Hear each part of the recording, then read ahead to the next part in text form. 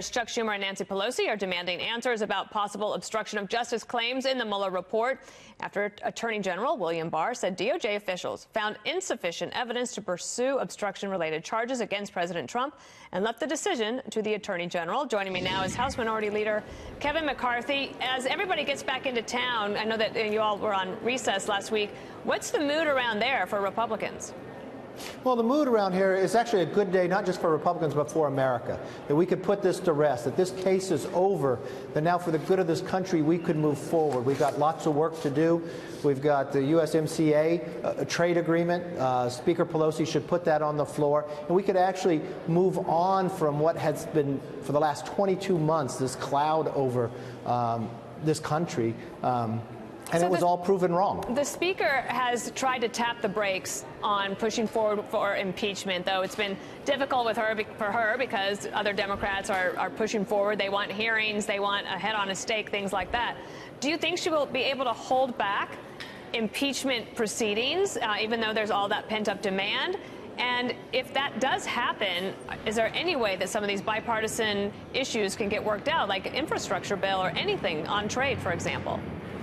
I don't know if she can hold back impeachment because they wanted to impeach this president the day after he got elected. That's what Nadler went after. Remember, Tom Steyer prides himself on having a list bigger than the NRA list to impeach the president. Where does he do these town hall meetings?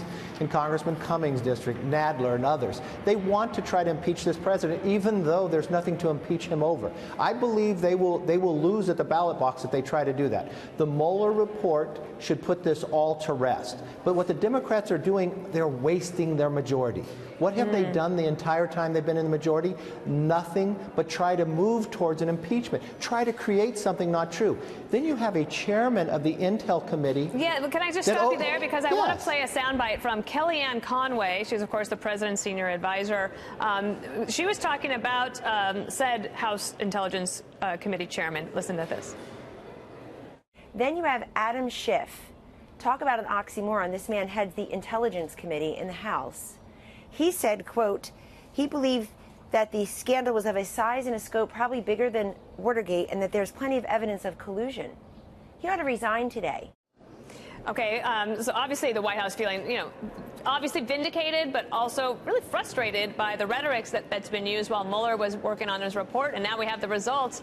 Do you think that Adam Schiff, the House Intelligence Chairman, will back off in any way?